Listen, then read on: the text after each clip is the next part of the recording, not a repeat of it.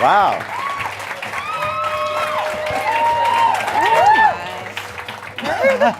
Right. Hi, everybody. Hello. So I assume you know who all of these people are, but just in case, this is Dan and Annie and Catherine and Eugene. Hi. One of the questions that I had as a Schitt's Creek viewer going into the last season is what a happy ending looks like for these people.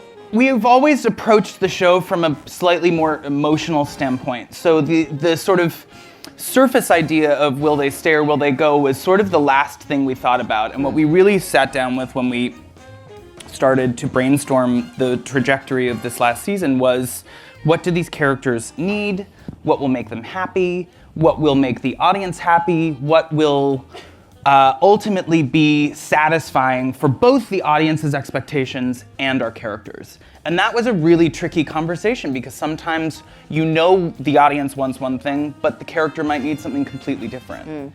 And the one thing that I loved when I was researching series finales of other shows that I really responded to was the fact that all of the ones that I loved presented me with something that I didn't expect, but that I was pleasantly surprised by. I think Alexis is the one of the family to kind of make the best of any shitty. I didn't mean it. Whatever name of the show. Kind of miserable scenario she's put into, she can find a silver lining. Yeah. Do I think it would be the best for her? I don't know. What it has felt like to watch the response grow for the last several years? Well, it's been pretty nice.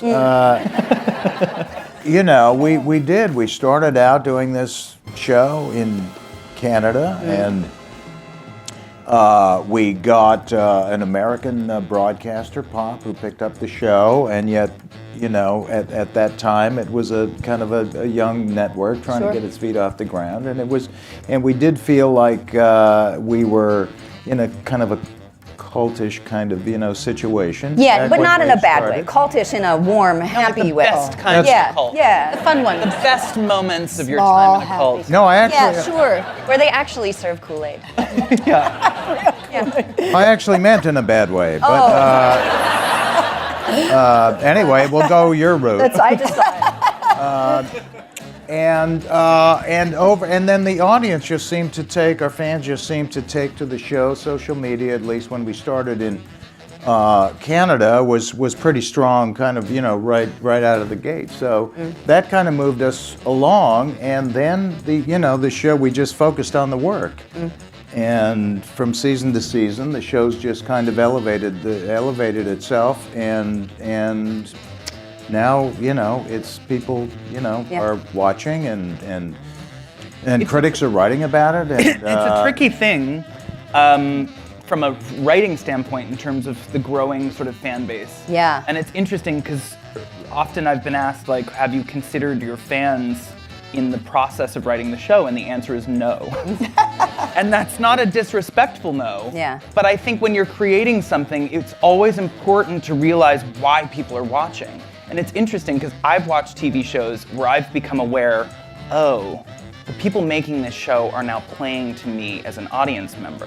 And it's becoming aware of itself, which in a way distances me from what I was watching because the authenticity of the show's gone. I had read that you look for ways to really throw in some extra SAT words in there.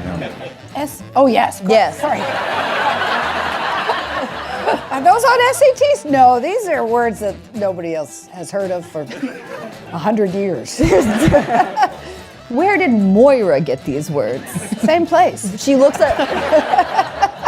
We are one. She lives with books of arcane words. Foyles Philavery. Oh. Our makeup artist, Lucky, gave me this book, Foyles Philavery, because I had the idea I wanted to do this, so I was going through the thesaurus all the time, as were you and the writers, or you writer and the writers, to try to floralize, Moiraize dialogue from the very beginning. But then Lucky gave me this great book, Foyles Philavery, and then I found Foyles Further Philavery. Oh, wow. Another friend gave me Mrs. Burns' Dictionary. Then she gifted me the books.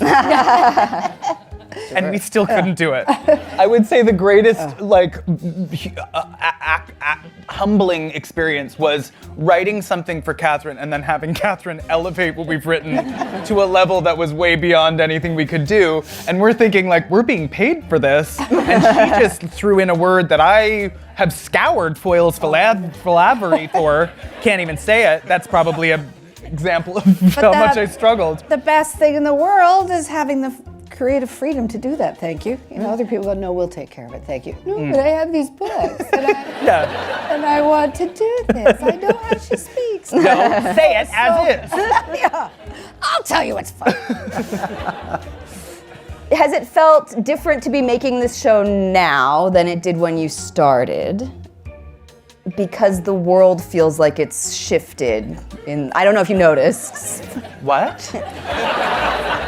It's good timing. I think I noticed the shift happen more from an emotional standpoint than from a satirical standpoint. I mean, obviously it's a satire. Obviously we're commenting on sort of the disillusion of money and how sort of that can actually separate people instead of bring them together despite what those people think. But for us, it was the emotional response shifted. The show sort of, the fan reaction went from, oh, this is a funny show. I love the way Moira speaks, or I love the way that David and Alexis bicker with each other. And then once that happened, politically speaking, the response changed from observational reactions to more of an emotional reaction. And that's when we started realizing, oh, people need this. Not necessarily our show per se, but people need joy. People need safe places in their days where they can turn on the television and feel safe for 21 minutes. And seen, and you know, and I think you could really tell. You could see a pendulum shift in terms of just seeing it for one thing and then needing it for something completely different. And I think that's both lovely and totally heartbreaking at the same time. Who do you think they would vote for? Johnny would be a Mayor Pete guy. Really? Yeah. Huh, interesting. Okay. He might have originally been Republican, but not now. You think? Being a businessman? I think in his time, yes, he dabbled Yeah, I wonder, eh? in republicanism. This is interesting backstory we haven't explored. Well, it could come out next season. Oh, wait a minute. Wow. Yikes.